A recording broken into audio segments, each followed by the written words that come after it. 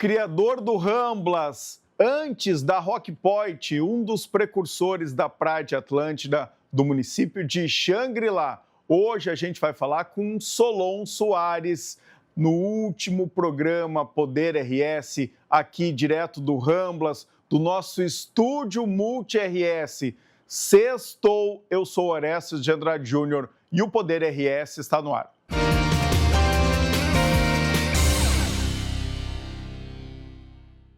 Olha só, pessoal, o Hotel Araçá, em Capão da Canoa, é o melhor hotel do litoral gaúcho, com infraestrutura completa de lazer, gastronomia contemporânea, acessibilidade, amplos espaços de eventos. É o único hotel e spa do litoral com piscina panorâmica aquecida, day use e atendimento personalizado. Tranquilidade e conforto para você e sua família. Hotel Araçá, pé na areia, viva esta experiência, nada se compara, simplesmente o melhor. Já fiz a apresentação aqui, tem tanta coisa para falar do Solon, que eu vou começar lá do início, Solon. Quero saber, primeiro, bem-vindo ao Poder RS aqui mais uma vez, né? Uma alegria te ter, tu teve no primeiro Poder RS aqui no nosso estúdio Multi-RS, com o prefeito de Xangri-Lá. Então, vocês nos recebendo aqui, e depois do veraneio inteiro, que eu tenho dito que é o melhor veraneio da última década. E ontem o teu filho, né, o Tiago, me corrigiu. Ele disse, olha, eu não lembro de um verão tão bom nos últimos 50 anos. Tu tem um pouco mais do que isso. Então, o que representa este atual veraneio que está terminando agora? Tem muita coisa para acontecer até Páscoa, mas a temporada de verão está se encerrando, Solon. Qual que é, então? Esse veraneio é o melhor da última década, dos últimos 50 anos? O que tu acha? Eu acho que cada verão tem uma característica própria, né? Este verão se caracterizou principalmente por um tempo extraordinariamente quente. Nós tivemos a maior onda de calor do estado, né? As pessoas vinham afogueadas para cá, né? A Freeway passou a ser assim, uma libertação daquele calor sufocante de Porto Alegre. E, além de tudo, o seguinte, a Atlântida e o município de Xangri-Lá foi se consagrando nesse tempo todo. E hoje a gente percebe que nós somos o centro do litoral. Nós estamos a 60 quilômetros de Torres, 60 quilômetros de Cidreira. Somos exatamente no meio, né? Tem essa via expressa, que é a Estrada do Mar, e que conduz todo mundo para cá. Quer dizer, embora a gente não seja o lugar com o maior número de restaurantes, mas a gente é o lugar em que os condomínios criaram essa convergência para cá. Porque o que os condomínios fizeram?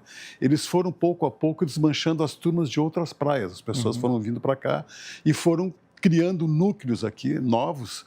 E hoje a Atlântida é o lugar de encontro. É o lugar em que as pessoas todas se encontram.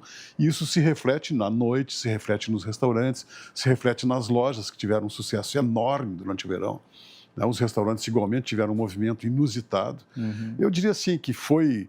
Nos últimos 10 anos foi o verão mais promissor, né? Com certeza, né? A gente passou por alguns anos bem difíceis, os anos de pandemia, etc. e tal, que a praia lotou, mas que existia um temor até das pessoas saírem. Este ano não, as pessoas queriam de novo encontrar os amigos de todo o estado aqui, e por isso que foi um verão tão bem sucedido. Acho que também foi um verão pós-enchentes, né? Que nos sacrificaram tanto, né? Todo mundo sofreu muito com as enchentes, mesmo quem estava lá na minha região, por exemplo, na região noroeste, que não foi atingida diretamente pelas enchentes, mas a questão econômica, né, chegou em todas as regiões do estado, né? Atrapalhou a logística de todo mundo também, né? Inclusive dessas regiões são produtoras aí, especialmente de grãos. Então todo mundo estava com essa vontade, né, de vir para o litoral e encontrar os amigos do estado inteiro, que isso acontece muito, como tu bem registra, né, aqui nos condomínios de Xangri-Lá, especialmente aqui de Xangri-Lá. E aí o mar, né, o mar ajudou, parece que foi uma bênção, né? Mar clarinho, quente. Os primeiros 15 dias do ano ali teve, né, uma infestação de águas vivas, realmente teve uma quantidade muito grande. Depois elas sumiram também. A gente teve, eu estava calculando aqui, viu, Solon? A gente teve 10 dias no máximo de tempo nublado com chuva.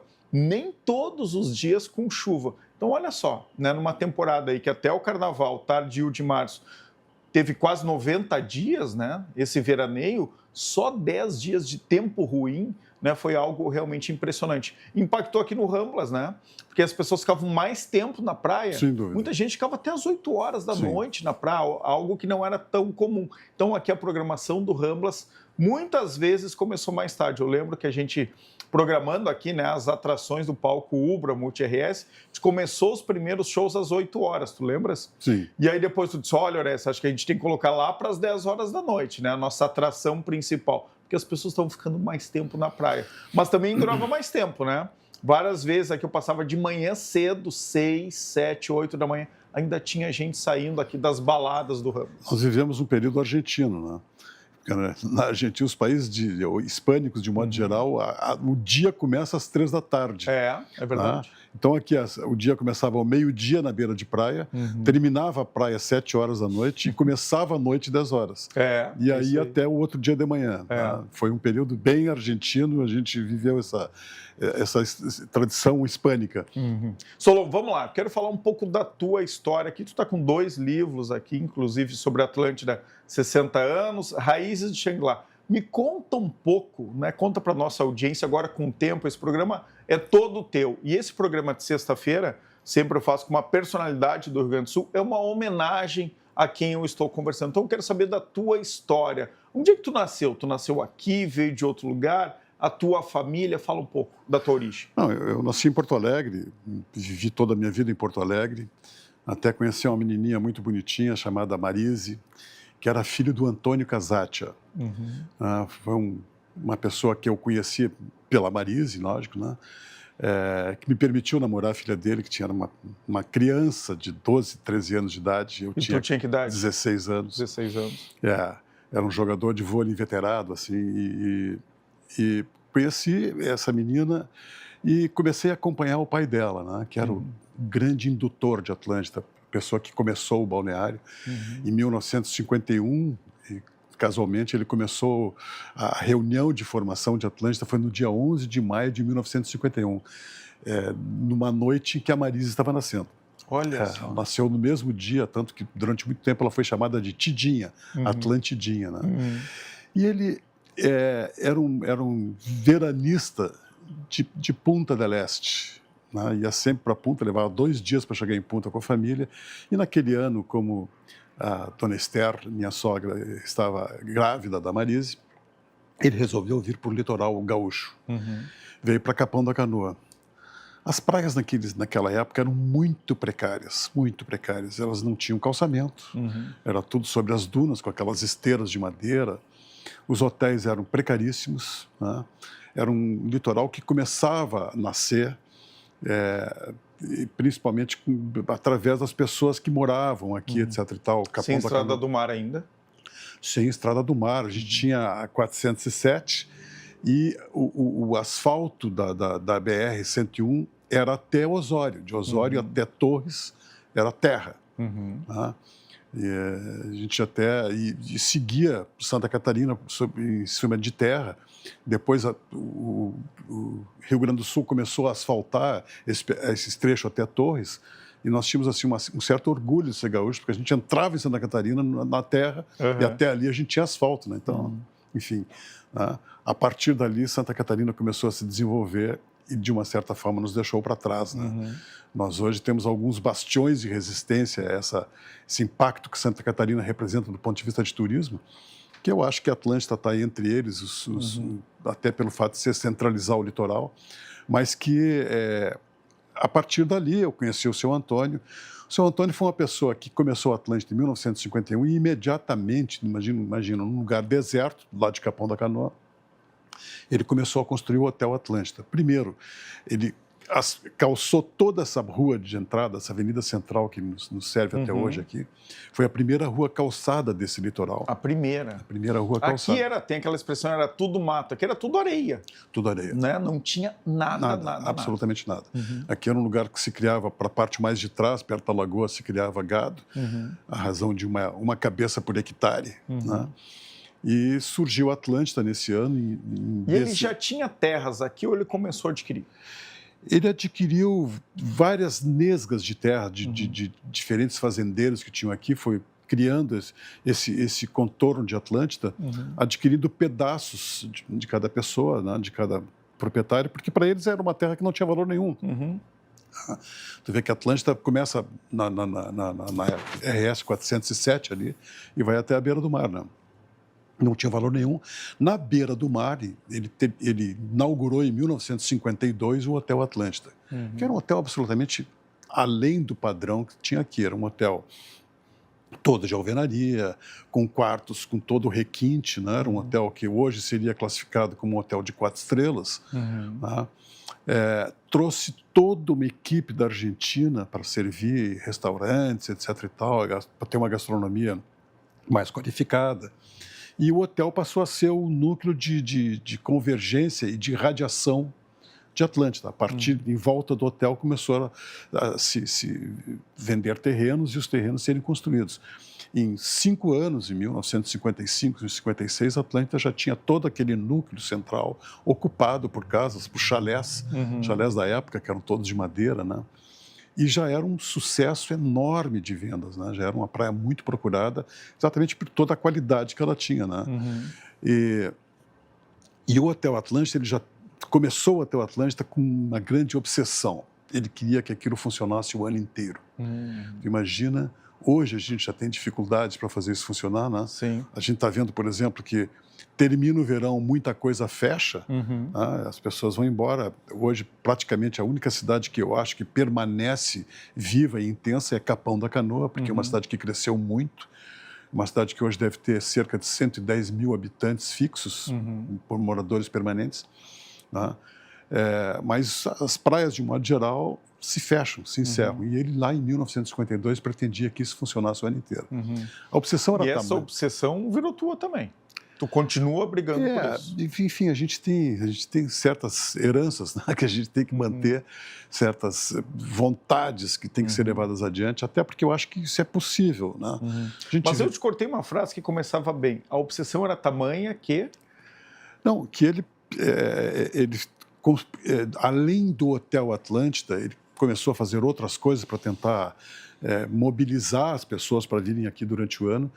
E em 1969, eu era o motorista dele, ele tinha uma Kombi, né? Eu vinha para cá com ele de Kombi todos os finais de semana, dirigindo para ele, afinal de contas, né? Pô, tinha aquela paixão pela filha, tinha que fazer algum sacrifício. E ele me revelou um segredo, que ele estava planejando aquilo, etc. e tal. Ele queria construir uma plataforma. Tipo, como assim?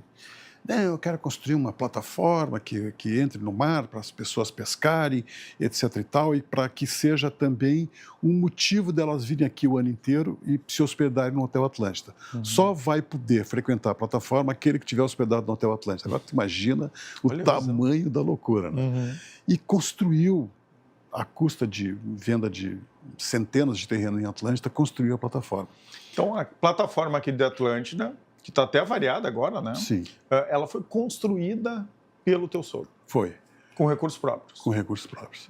Chamou a construtora Brasil, que era a construtora que na época estava construindo a ponte Rio-Niterói e que tinha essa tecnologia de enfrentar mar, mas não esse mar do Rio Grande do Sul. Né? É diferente. É um mar diferente, que é um mar aberto, não é um mar de baías, né? É bem complicado, foi uma tarefa bem difícil. Mas, enfim, foi construída... Em que ano nasceu a plataforma, então? A plataforma estava pronta em 71. 71. 71. Foi o ano que o Antônio Casati morreu. Ele chegou a ver a plataforma pronta e foi assim... E morreu logo depois? Morreu no dia 17 de janeiro de 1971. Com a plataforma, inclusive, concluída já, com os 2 braços, o restaurante funcionando. De uma certa forma, ele realizou todos os sonhos dele. Ele tinha mais um, que era mais maluco ainda, mas que, se tivesse mais tempo, ele ia fazer, que ele queria fazer um teleférico ligando o Morro Alto até a Atlântida. Olha só. Ia ser um negócio espetacular. E agora está se falando de novo, né, no teleférico, não do morro até aqui, mas em Capão da Canoa. Voltou esse assunto. Tomara, porque eu acho que a questão toda é o seguinte: turismo exige isso, inovação, né? Claro. Turismo exige arrojo, audácia, não é uma coisa que se faça com o trivial. O que o seu Antônio Casaccia fazia? Qual era a profissão dele e por que virou essa obsessão dele aqui em Atlântida? Ele achou que poderia fazer uma nova Punta del Este? De uma certa forma, sim, né? Ele vinha, esse ano que ele veio para cá, em 51, ele falou com o proprietário, digamos assim, de Capão da Canoa, que era o senhor Luiz Bassani, e disse: pô, senhor Luiz, por que o senhor não faz uma praia aqui com todos os requintes das praias uruguaias, né? Calçada, com bons restaurantes, etc. e tal. E recebeu, de uma certa forma, um desafio, disse: por que tu não faz? E ele voltou para casa meio encanzinado com aquela história, né? Com aquele desafio de fazer, e tanto que 2, 3 meses depois, em maio, ele fundou a Atlântida. Ele era dono de uma loja chamada Casaccia, que ficava na Rua da Praia com a Borges de Medeiros, e era uma loja que vendia os produtos da Renner. Ele tinha como um grande amigo dele o A.J. Renner, que foi outro grande industrial gaúcho. Sim. E justamente nessa época de 51 foi quando começou a surgir as grandes indústrias do Estado. O Estado começou a deixar de ser um Estado somente agrícola para ser um Estado industrial. Então, para Atlântida vieram os Eberles, de Caxias, veio muita gente de Caxias, que foi onde começou essa florescente indústria gaúcha nova, né? Começaram a vir para Atlântida, porque tinha exatamente esse caráter de ser, não só ser novo, como ser também alguma coisa que representasse esse novo momento do Estado. Né? Quer dizer, era um passo adiante, era um novo patamar do Estado do Rio Grande do Sul. Ele recebeu muito apoio do governo do Estado, na época, né? E conseguiu realizar a Atlântida, né? E a Atlântida foi, de uma certa forma, esse marco de uma nova etapa no litoral. Logo depois de Atlântida, 3 ou 4 anos depois, começou a Praia de Xangri-Lá, que também tinha o mesmo caráter, porque, veja assim, a gente tem aqui, passando a Atlântida, na fronteira com a Atlântida, com Capão da Canoa, tem uma barreira de edifícios enorme. Os edifícios são construídos indiscriminadamente em Capão da Canoa. Todos os espaços são para construção de edifícios, enquanto que aqui não. Aqui é uma praia plana, é uma praia horizontal, né? Com casas de no máximo 2 andares. Isso se seguiu em Xangri-Lá, Rainha, Noiva do Mar, todas as praias daqui para diante até Rainha tiveram esse mesmo critério de urbanização e de ocupação. E o que aconteceu? Realizou uma praia, claro, com menos população que Capão da Canoa, mas com muito mais humanismo, digamos assim, para conviver, né? As pessoas convivem aqui com muito mais facilidade. A gente, desde o começo, a Atlântida, por exemplo, nasceu sem muros de forma nenhuma. Nunca teve muros as casas de Atlântida. Todo o recuo era aberto, com jardins. Até hoje, muitas se mantém, né? Muitas se mantêm. O problema, de uma certa forma, foi uma ocupação de eventos demasiadamente grandes para Atlântida, né? Eventos que reúnem 50, 100 mil pessoas para uma praia que, com todos os terrenos ocupados, deve ter 36 mil. Sim. Então, isto, a gente acordava de manhã, logo nos primeiros eventos que houveram desse tamanho, com as pessoas dormindo no pátio. Sim. E aí isto exigiu que se fizesse uma praia mais fechada, etc. E tal. E também a questão do aumento da insegurança, né? Que foi criando... A Atlântida sempre foi uma praia muito visada, porque era isso, ela era muito aberta, etc. E tal. E até que começou essa vigilância particular que hoje deixa a praia completamente isenta de qualquer problema de segurança. Muito, né? Muito segura. Muito segura. Nós temos hoje... dentro dos condomínios, cerca de 500 seguranças, guardas, etc. E tal, e fora dos condomínios, quase 1.000, né? Olha só. Das empresas de vigilância que trabalham por aqui. Isso deu uma segurança, sem dúvida nenhuma, notável para a Atlântida. Hoje ninguém se queixa, a gente não ouve falar de qualquer questão de assalto, né, etc. As pessoas estão roubo, nada, né? Não tem nada. Até a praia está mais segura, né? Que é um lugar mais democrático e aberto, está muito mais seguro. Então a Atlântida surge antes de Xangri-Lá. E as duas surgem como praia. Como é que elas se organizam como município? Então, e por que Xangri-Lá é escolhida para ser o município? Bom, isso foi outra história que... o que aconteceu? Atlântida e todo esse território que vai até a Rainha do Mar era a grande fonte de arrecadação do município de Capão da Canoa. Capão da Canoa se emancipou em 1982, eu, inclusive fiz parte da emancipação.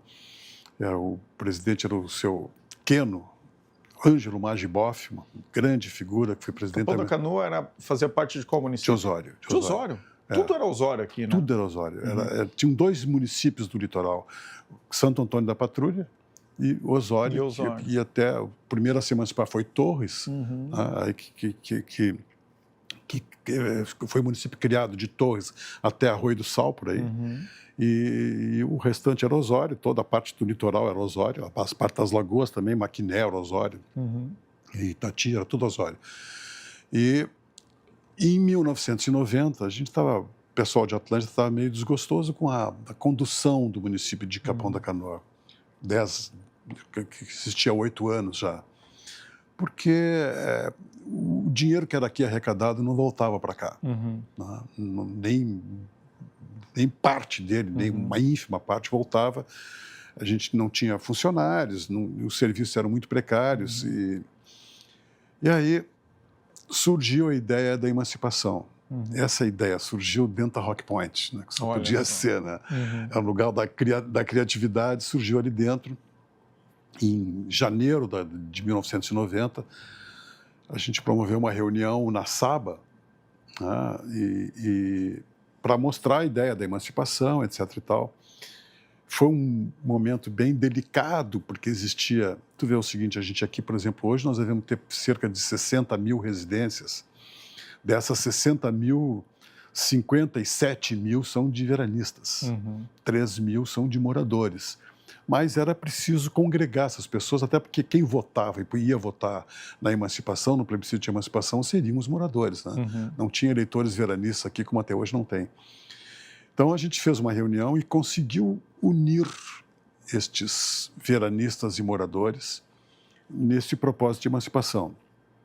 Eu saí dali como presidente da Comissão de Emancipação e toda a questão de emancipação se dava dentro da Assembleia. A gente sofreu uma enorme resistência, muito grande, porque esses que usufruíam dessa arrecadação, saía daqui e não voltava, claramente se opuseram, né? E foi bem dura a história, né? Só que, ao mesmo tempo, a Atlântida tinha a veleidade de ter entre os seus moradores e os seus veranistas, aliás, praticamente todos os deputados, que eram quem decidiam a questão de emancipação. E aí foi engraçado na Assembleia, porque eu recebi assim, o apoio maciço dos deputados. Não, vamos emancipar, vamos emancipar. A coisa decorreu dentro da Assembleia. Quem eram os grandes líderes nessa época, que o senhor lembra, dos deputados? O Jarbas Lima, sem dúvida, que era uma referência assim, de legalidade. Né? O Germano Bonot, que era o presidente da Comissão de Constituição e Justiça. O Pompeu de Matos, que era o presidente da Comissão de Assuntos Municipais, que era para onde iniciava todo o processo de emancipação. E foi o grande deputado que incentivou as emancipações no Rio Grande do Sul inteiro. Né? Ele fez isso em todas as regiões. Naquele período existiam 103 áreas no Rio Grande do Sul querendo se emancipar. Desses 103, 92 conseguiram. Olha só.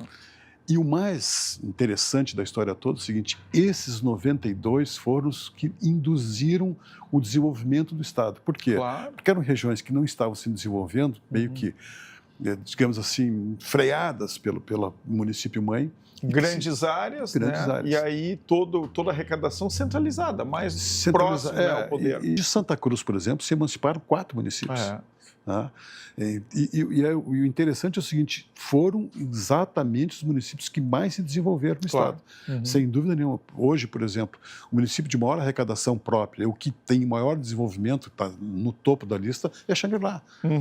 Xangri-Lá deu um salto violentíssimo. Assim, né? Foi um município que se criou muito rapidamente, de ter o quê? 8 administrações desde a emancipação, e foi um crescimento absurdo. Né? E o Estado todo, de um modo geral, se beneficiou muito dessas emancipações. Né? Com certeza. E para nós de Xangri-Lá, para nós de Atlântida, foi essencial essa emancipação.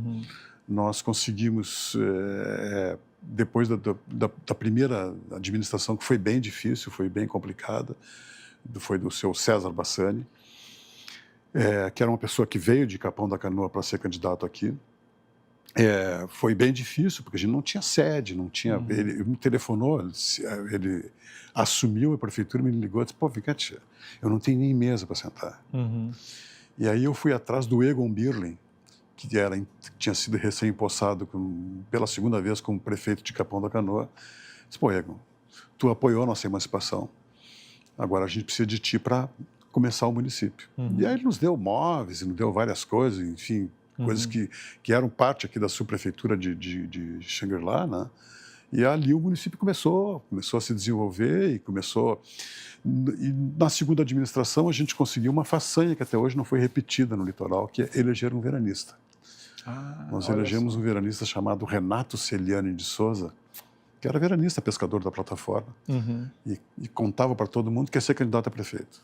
Aí lá pelas tantas me disseram que ele queria ser candidato. Eu disse, pô, então chamei ele e tal. É isso, Renato, qual é?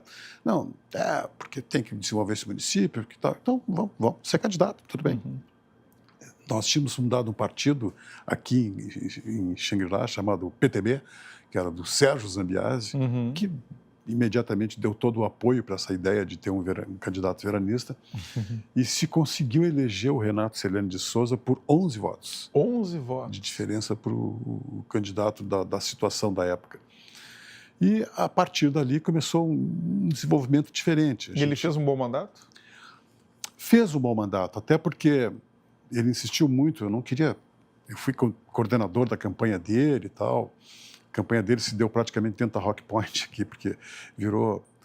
Eu não queria mais comícios, né? Porque as pessoas, enfim, tinham muita dificuldade para se expressar e tal. Então, a gente virou, em vez de comício, nós começamos a fazer as festas do coração jovem. E conseguimos conquistar a juventude. Foi muito interessante, a juventude toda se mobilizou em volta da candidatura do Renato. E ele me insistiu para que eu fosse secretário de turismo. Eu não queria ser secretário, nunca quis. Mas, enfim, né, era de uma certa forma uma obrigação por ter eleito ele. E aí a gente começou a se dedicar principalmente à área do veranista. O que é a área do veranista? É a beira de praia. Aquilo ali é a sala de estar dele. Precisava ter... Então a gente começou a fazer novos quiosques, fez quiosques grandes, etc. e tal. Inclusive a Ibiza fez um paradouro lindíssimo, Parador Ibiza, que criou novas referências da beira de praia. Se ia para a beira de praia às 11 horas da manhã, saía da beira de praia às 10 horas da noite, porque os quiosques eram grandes, as pessoas podiam ficar abrigadas ali. E foram os grandes diferenciais da praia. Depois todo mundo começou a tentar imitar, né? Mas eles começaram aqui em Atlântida. Exatamente, começaram aqui e também tinham o propósito de serem funcionais o ano inteiro. Quer dizer, não era uma coisa que as pessoas queriam vir para cá. Quanto tempo a gente teve de bom tempo em março, abril, maio, né? As pessoas queriam vir, mas queriam que a vida continuasse, né? Porque não vem ninguém porque não tem nada aberto, não tem nada aberto porque não vem ninguém. Tinha que romper esse paradigma, né? E foi ali a tentativa, se fez algumas coisas bem interessantes. Nós conseguimos, naquela época, o secretário de Transportes do Estado era o José Otávio Germano. E eu sabia que tinha sempre um recurso que o governo do Estado empregava para dar um apoio para cada um dos municípios do Estado. Mas, naquele ano, tinha um ganho, em todos os municípios do litoral, tinha um ganho à oposição. Então, quem era da situação não ia entregar esse recurso. E eu fui falar com o José Otávio Germano e disse, pô, consegue um asfaltamento para nós ali e tal. Dizer, olha, aí ele me telefonou uns 3 dias depois, olha, ninguém me pediu nada. Então vai tudo para vocês. Asfaltaram toda a Avenida Central e toda a Paraguaçu, do início de Capão da Canoa, da delegacia ali, até Rainha do Mar. Esse asfalto até hoje está aí. Até hoje começou ali. Um asfalto feito pela Soltepa, de excelente qualidade. Né? E fez toda a diferença para o desenvolvimento da praia. Completamente. Né? Quantos condomínios surgiram depois disso? Os condomínios, inclusive, começaram em 1997 com esse nosso vizinho aqui, o Atlântida Lagos Parque. Tá, isso que eu queria que tu contasse agora, essa história dos condomínios em Atlântida. O que aconteceu? Tinha um grande empreendedor aqui que se chamava Elmar Wagner, que lançou Capão Novo. E, de uma certa forma, foi um dos grandes opositores à emancipação, porque ele sabia que os recursos de Capão da Canoa estavam sendo mobilizados lá para Capão Novo, que tinha naquela época Festa do Sol, Palcão, etc. e tal. Ele era um empreendedor com uma visão espetacular, uma pessoa a quem sempre eu rendo homenagens pela capacidade dele, pela visão que ele tinha. Aliás, naquela época, Capão Novo era Atlântida, né? Era a praia da moda. Era a praia da moda, exatamente. E a gente sabe, cada ano que passa, e esse ano mais uma vez com a Multi-RS aqui, eu percebo a importância da comunicação social. Né? É verdade. É impressionante, quer dizer, hoje tu transforma conceitos com a comunicação social, sem dúvida nenhuma. Tu impõe verdades com isso. E aí... Quando nós nos emancipamos, e que começou um desenvolvimento muito acelerado, o Wagner, de uma certa forma, deixou Capão Novo de lado e veio para cá. Veio para cá e empreendeu primeiro o condomínio pequeno de beira da praia e depois comprou essa área aqui do lado e começou o Lagos Parque. E ali ele sofreu bastante, porque os corretores daqui não acreditavam naquilo ali, achavam que aquilo era uma loucura, até porque Atlântida naquela época era uma praia que ia até 3, 4 quadras acima da Paraguaçu. Quer dizer, aqui todo mundo achava que tá louco, o cara está veraneando. Era muito longe. Muito longe, está veraneando em Morro Alto. E os condomínios começavam com uma grande área, né? E se vendia terrenos. Era isso, né? E uma pequena infraestrutura. Às vezes de portaria, aí fazia um lago dentro. Então, assim, se vendia muito uma promessa. Quem embarcava, quem comprava um terreno num condomínio desse, tinha que enxergar o futuro. Era para visionários. Mas eu diria assim, o que os condomínios trouxeram? Além do fato de serem cercados e que naquela época de 1997 se tinha um grande problema de segurança. Né? Sim. Então, os condomínios te traziam a garantia da segurança, da inviolabilidade do teu lar. Né? As pessoas vão embora para Porto Alegre, deixam as casas abertas e não acontece nada. E, além de tudo, o condomínio te dava também a garantia de saneamento. Porque com os condomínios, a Atlântida foi a primeira praia a ter saneamento. Desde o primeiro momento, de 1952, o Hotel Atlântida foi o primeiro a ter um sistema de tratamento de esgoto. Tá? Que é um grande problema, por quê? Porque se tu simplesmente enterra um sumidouro no solo, tá? Isso tu vai contaminar o solo e o lençol freático. Isso acaba indo para a beira de praia. Né? Então, Atlântida fez, lá no Hotel Atlântida já tinha um sistema de tratamento de esgoto e tal, com despejo, etc. e tal, e que evoluiu para que essas bacias de decantação que hoje tem aqui atrás, que atrás da Vila Figueirinha tem o primeiro, hoje tem três áreas de tratamento de esgoto. Tanto que, quando a gente percebe, a FEPAM, por exemplo, sempre aponta os lugares do litoral que estão com problema, nunca tiveram problemas no município de Xangri-Lá. Nunca. Sempre foram nas praias que têm uma grande ocupação urbana e não tem esse cuidado tão importante com o saneamento básico. E os condomínios trouxeram exatamente isso, quer dizer, os condomínios, além de tudo, construíram novas bacias de decantação para tratamento de esgoto e dava um tratamento completo. Por quê? Porque não podia ter sumidouro por causa dos lagos. Né? Se tu ia poluir os lagos sem dúvida nenhuma. Então, trouxeram esses agregados, né? Além do fato de serem um lugar em que se completava esse desejo de todo mundo no litoral, que é encontrar os amigos. Tinham sedes sociais, etc. e tal, dentro dos condomínios, tanto que durante muito tempo os restaurantes aqui não prosperavam porque as pessoas não saíam de dentro do condomínio. Ficavam nos condomínios. Ficavam dentro do condomínio, botavam um econômico lá dentro e não saíam para coisa nenhuma. Né? Até porque eles sempre se organizaram, né? De uma forma própria e particular. O que eu diria, né? Assim, o que eu acho? Na verdade, tinha que ter algumas assistências da prefeitura e dos serviços públicos, da Corsan, da CE, dentro dos condomínios, porque as pessoas pagam imposto alto, pagam contas de luz alto, pagam contas de água alta, né? Mas, enfim, se organizou a coisa do ponto de vista legal para que não houvesse essa prestação de serviço, né? E os condomínios hoje pagam um valor de condomínio bem alto para ter esses serviços prestados por pessoas dentro do próprio condomínio. Sim. Vamos falar de um ponto aqui que eu acho que ainda precisa melhorar bastante no litoral norte, especialmente aqui em Xangri-Lá e Atlântida, que é o serviço de energia elétrica, né, prestado pela CE Equatorial. Sou um defensor da privatização da CE Equatorial, acredito que tu também, né, Solon? E eu sempre lembro que a CE Equatorial falou, né, o primeiro presidente já trocou, já estamos no segundo presidente da CE Equatorial aqui no Rio Grande do Sul, ele disse lá no início, lá no primeiro ano, olha, nós vamos demorar 5 anos para colocar essa empresa minimamente em dia. Então, assim, os gaúchos vão ter que ter paciência, porque conviveram com uma CE pública que não investiu, né, nos seus equipamentos. A gente tinha 90% dos postes de luz de madeira, um negócio, né, do século passado. Então, sempre a CE Equatorial avisou que demoraria 5 anos para colocar a empresa em dia. A gente está chegando no 3º ano de CE Equatorial, então ainda tem 2 pela frente. Mas não está devagar essa prestação de serviço, né, para quem mora aqui e especialmente para quem empreende, Solon. O que dá para melhorar, ou o que precisa melhorar? De uma forma construtiva, como é o teu jeito de ser? Eu acho que, na verdade, essa reivindicação tem que partir daqui. Tá? E a gente tem esta dificuldade, porque tu vê, os governos municipais são eleitos pelas pessoas que moram aqui. Né? E que não tem tanto essa demanda assim, como tem de energia, como tem, por exemplo, um complexo como esse aqui. A gente tem transformadores aqui na frente de 50 kVA, que é muito suficiente, tanto que a partir de 6 da tarde, quando tudo se liga, é tudo à base de gerador.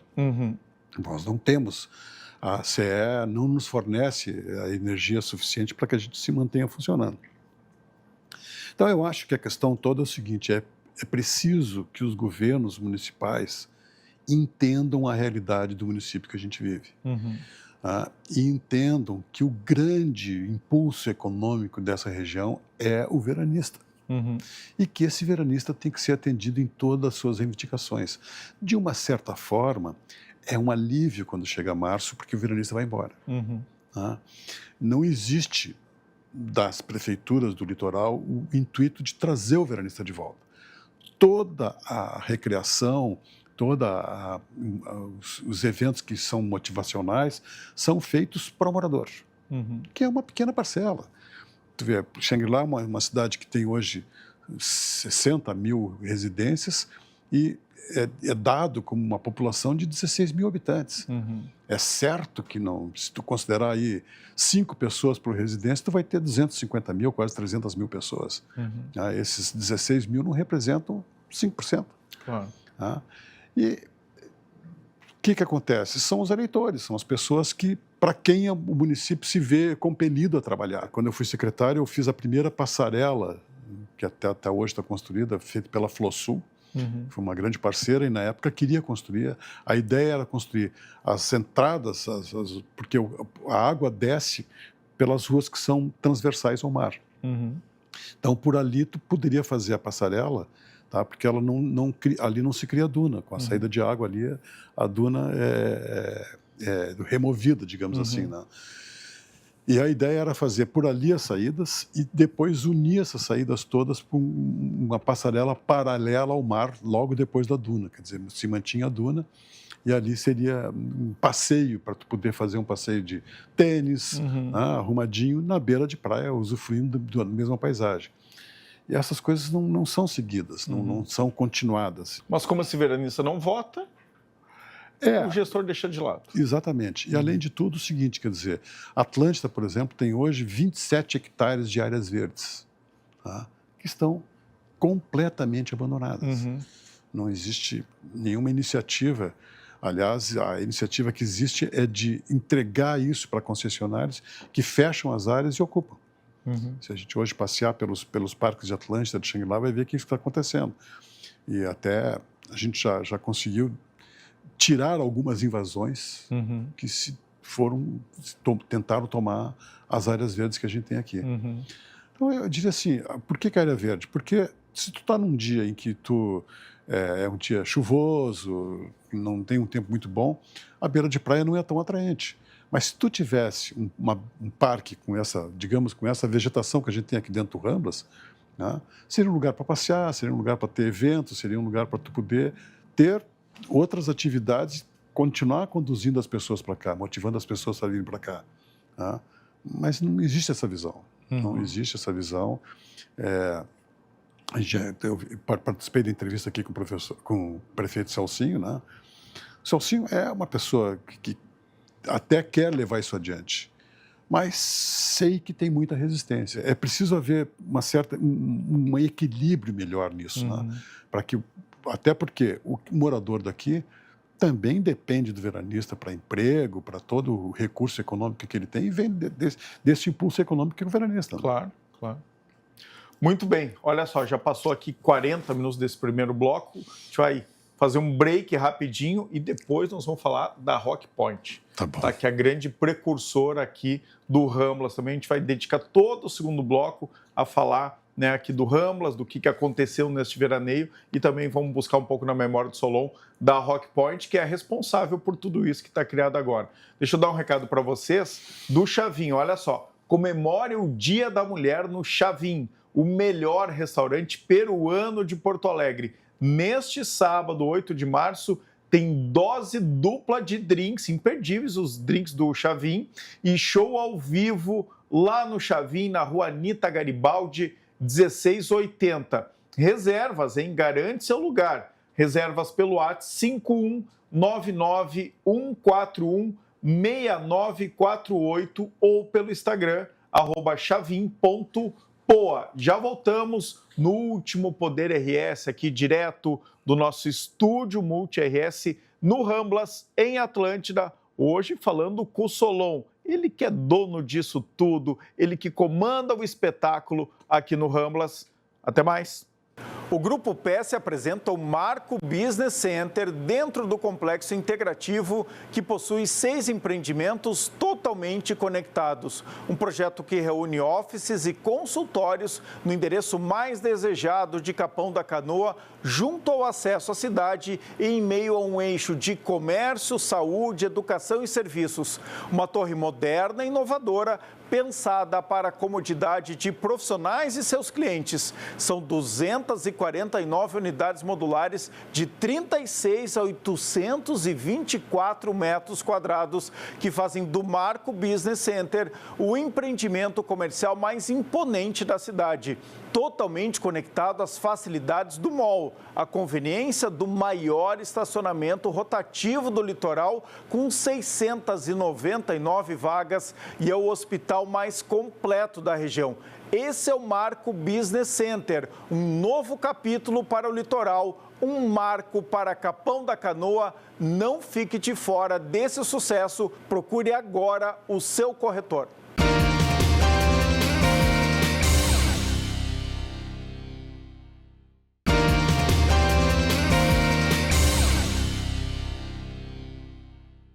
Já imaginou você mais perto do seu sonho? A Ubra Pop leva você até lá. Nas graduações híbridas e EAD, você garante 70% de desconto na matrícula e 40% no resto do curso. É a chance de fazer a graduação que você sempre sonhou, seja por vestibular, nota do Enem, transferência ou segunda graduação. A Ubra Pop oferece muitos caminhos para você alcançar os seus objetivos.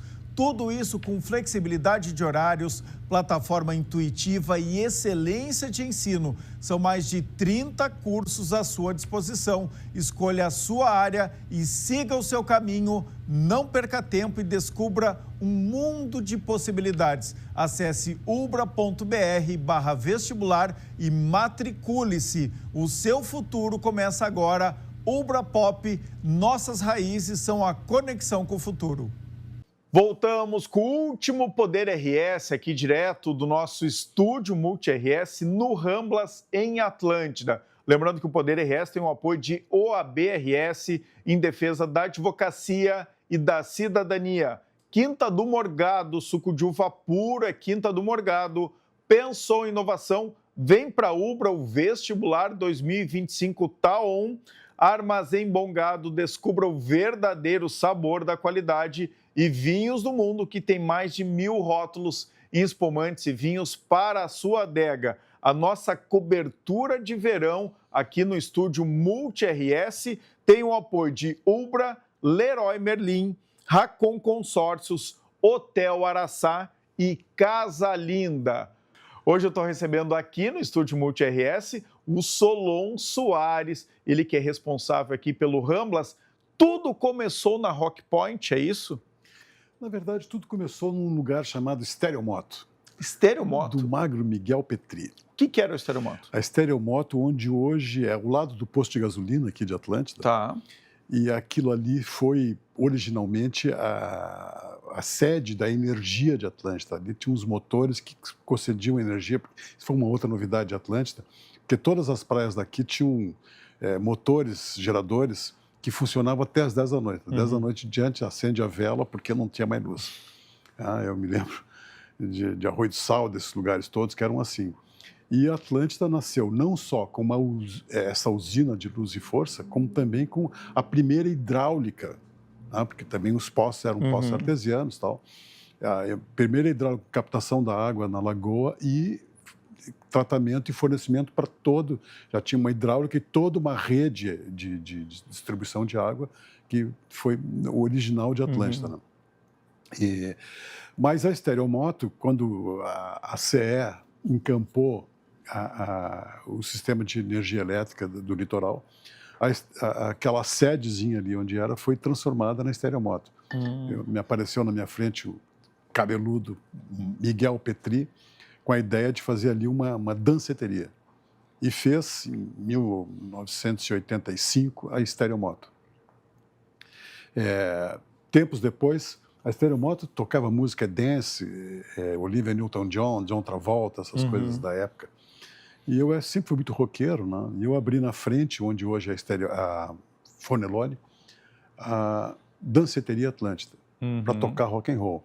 Ali se apresentou TNT, Engenheiros do Havaí, essas bandas que estavam surgindo. O rock gaúcho começou ali. Praticamente sim. Os Engenheiros do Havaí foi o primeiro show da vida deles. Olha só. Eles tinham feito um show durante a semana, eles eram todos estudantes de arquitetura, né? O Humberto, o Carlos, eram estudantes de arquitetura e fizeram no DAFA, lá no Diretório Acadêmico da Faculdade de Arquitetura, fizeram um show e o primeiro show da vida deles foi na Danceteria Atlântida. Tempos depois, uns 5 anos depois, em 1990, a gente abriu aqui a Stereomoto, a Rock Point. A Rock Point, que também tinha esse mesmo sentido de ser uma área de rock and roll, etc. e tal, e dedicada aos veranistas, a gurizada de Atlântida. Nessa época, a Avenida Central começa a virar o grande point mesmo dos lugares noturnos, dúvida, né? Das baladas, das boates, sim, né? Como a gente falava naquela época. 3 anos depois da Rock Point veio a Ibiza. A Ibiza. Dos irmãos Rigoto, a Dulce, do Júlio e do Tetis Rigoto. E aí se criou realmente esse super centro noturno do litoral aqui. Que é até hoje. Até hoje é. 3 anos depois da Ibiza veio o Planeta Atlântida, que de uma certa forma, digamos assim, jogou para um gigantismo completo essa reunião em Atlântida aqui, né? E a Rock Point foi uma coisa que prosperou durante muito tempo e ela foi se ampliando no sentido de lá por 1997 a gente já criou restaurantes aqui dentro. A gente trouxe o Calamares, o Chulas, velho Chulas lá de Porto Alegre, né, do Hans & Moritz, né, o Chulas veio para cá. Porque essa área toda era da tua família. Sim. E aí tu foi criando, primeiro tinha a Rock Point, tu é DJ inclusive da Rock Point, é isso? Fui DJ. Porque ninguém sabia tocar rock and roll, queriam tocar músicas modernas, eu achava que não, o rock and roll vive para sempre, né? Então, até isso fui, né? Que foi sede trouxe várias bandas internacionais aqui, Australian Kraut tocou aqui. Sim, Australian tocou aqui, Spy. Nossa. Outras bandas estrangeiras vieram para cá. Foi uma coisa que tudo que se passava, que vinham de bandas estrangeiras, a gente tinha um circuito que incluía o pessoal de Camboriú, de Torres, de Imbé, em que a gente normalmente vinha as bandas estrangeiras, a gente fazia um circuito de shows Australian Crawl, por exemplo, a gente levou eles para fazer show em Uruguaiana. Nossa. Não, e o cara adorou, né? Adorou aquela viagem toda, parecia que estava na Austrália. E isso foi se notabilizando aqui, né? A Atlântida foi criando essa tradição de ter esses grandes shows aqui. Várias bandas nasceram aqui dentro, como Chima Roots, o Comunidade, a TNT tocou muitas vezes, quer dizer, tudo que era bom do Rio Grande do Sul a gente foi trazendo para cá, né? Começou até com Carlinhos Hartlieb, que a gente trouxe para cá, para o Hotel Atlântida, em Priscas Eras, né? Sempre teve essa tradição de trazer essa cultura gaúcha para cá, né? E o que a gente fez esse ano, né? Só fazendo um parêntese aqui, a gente resgatou, né, também esse rock gaúcho, trazendo aqui para o nosso palco, né, o Ubra Multi RS, te trouxe, de novo, Comunidade para tocar aqui, o Rafa da Chima Roots, a Tati, né, os vocalistas da Chima Roots também, Master. O Charles Master, né, que fez um baita de um show aqui, eu acho TNT, a figura mais emblemática de todos é o Charles Master. A Bibiana Petec também, que entendeu o jeito ali da laboqueria, né, e fez um show próprio para isso, abriu, né, a nossa programação e encerrou aqui, fora outros, porque virou um palco multi, né, com artistas de todas as áreas, mas sempre gaúchos, né, artistas locais aqui do Rio. E eu acho que a gente revelou alguns talentos gaúchos que estavam, assim, de uma certa forma, meio escondidos, como a Júlia Jorge. Júlia Jorge, né, que cantava no quintal ali, daqui a pouco a gente levou ela para o palco principal. Exatamente. O Ed Carlos, que é um multiartista, né, toca aí coisa de tudo que faz o que a gente gosta muito, que é cover, né? Todo mundo gosta de um bom cover. Veio para cá também, fez um baita sucesso. Enfim, a gente fez uma temporada muito legal. Quando é que nasce o Ramblas? O Ramblas é isso aí, ele foi uma ampliação da Rock Point, né? A gente foi para quem não sabe, a Rock Point hoje vive, tá? Porque ela é ali a alma do Barum, da Nui, do Deck. Sim. Desses três, principalmente. E dos bares aqui da frente. E dos bares da frente também, o Red. É tudo Rock Point. Quintal ali.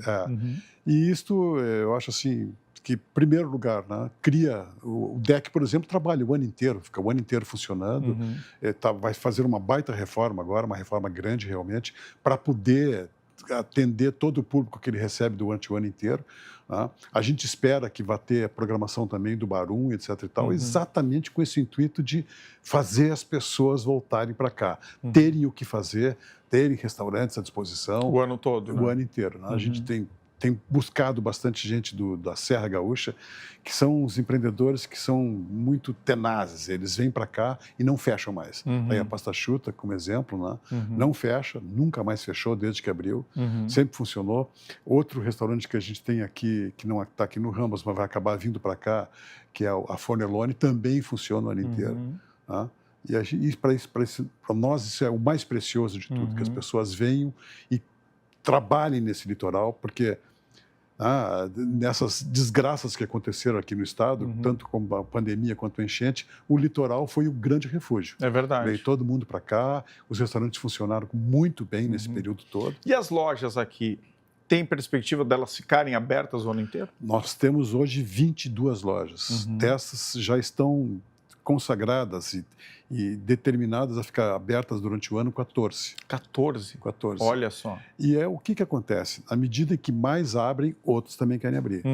Então, essas 14 já estão certas e as outras 8 já estão pensando também, se vai ficar todo mundo aberto. Quando vê esse movimento, né? Até porque as pessoas se acostumaram muito a vir para o litoral, pelo menos aos finais de semana. Né? E tem muita gente ficando, metade da semana aqui, né? Porque pela qualidade de vida, né? Menos trânsito, ainda mais durante o ano, né? A vida fica muito mais tranquila aqui. Então tem que ter essas atrações. Tem lojas aqui no Ramblas que não tem em Porto Alegre, né? Que elas são exclusivas daqui. Sim. Então são grandes atrações. E tem lojas daqui que tem em Porto Alegre e tem chegado à conclusão que aqui vende muito mais. Olha só. Mesmo num período mais concentrado. Mesmo num período mais concentrado. A gente tem um grande poder aquisitivo aqui no litoral, a verdade é essa. Né? A gente teve aqui durante muito tempo uma loja da Savaralto, né, que vende os carros da Mercedes. E a Savaralto vendia aqui, em um mês que ela ficava aberta, que era o mês de janeiro, 30% do movimento anual dela.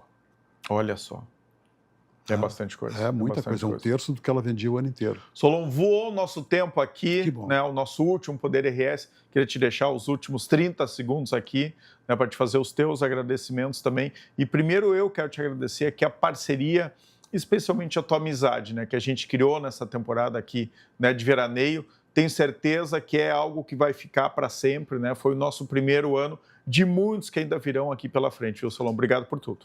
Muito obrigado a vocês. Eu queria só dizer que a Multi-RS foi a nossa voz durante esse tempo todo. Foi muito importante a participação de vocês aqui em todos os momentos. Quer dizer, a gente realmente criou uma grande parceria. Espero que isso se permaneça, que a gente consiga ampliar isto, né? E que, inclusive, sei que por ti a gente tem essa visão de que nós podemos ter essa parceria o ano inteiro. Claro. Eu espero que isso se amplie e que aqui a gente está sempre aberto para vocês. Vocês foram, assim, uma dádiva nesse verão, né? Foram, além de todo esse sol, foram também uma luz que iluminou esse lugar aqui. Muito obrigado pela participação. Dia Internacional da Mulher tem diversão gratuita no Aqualocos. Mulheres não pagam. Para comemorar o Dia Internacional da Mulher, o Aqualocos Parque Hotel vai disponibilizar acesso gratuito a todas as mulheres com mais de 18 anos neste sábado, 8 de março. O objetivo é oportunizar ao público feminino um dia de lazer e entretenimento com acesso a todos os brinquedos e divertidas atrações. Reconhecido pela política de inclusão que oferece acesso aos diferentes públicos, o Aqualocos Parque Hotel quer homenagear as mulheres em suas lutas por direitos, igualdade e empoderamento. Neste sábado, então, mulheres não pagam no Aqualocos Parque Hotel. É só chegar na portaria, identificar-se como maior de 18 anos e sua diversão está garantida. O Aqualocos Parque Hotel fica na Estrada do Mar, quilômetro 50, em Capão da Canoa. Sejam todas bem-vindas. A gente vai encerrar aqui o estúdio Multi-RS, tá? A gente vai continuar no litoral permanente com repórteres aqui. A gente tem agora, né, a grande festa, né, da cerveja irlandesa, né, dia 15 e 16, naquele final de semana. St. Patrick's Day vai estar aqui. Durante também, ó, quero te dar esse presente aqui. A gente na Páscoa vai estar aqui também, vai ter uma feira de vinhos com as vinícolas da Serra Gaúcha. Agradecer aqui esse livro, ó, Atlântida, 60 anos. Obrigado pela parceria. A gente está só começando, a gente tem a grande honra, isso vai ficar na nossa história. A gente lançou aqui o canal Multi-RS no verão de 2025, aqui no Ramblas, em Atlântida. Espero que vocês tenham gostado. A gente vai continuar mostrando drops agora aqui do nosso veraneio, do nosso verão, durante toda a programação, pelo menos até a metade do ano, para lembrar um verão realmente histórico. Uma boa noite a todos, um baita final de semana. Aproveitem, quem puder vir, voltar para o litoral aí. Primeiro final de semana pós-carnaval. Tem muita coisa boa ainda acontecendo e o sol continua, ó. Sexta-feira o sol ainda continua aqui. Tem previsão um pouco de chuva, né? Final de semana, especialmente aí para Porto Alegre. Mas quem puder, sempre, até com tempo nublado, aqui no Ramblas é o lugar para a gente viver uma boa vida. Boa noite a todos e fiquem bem.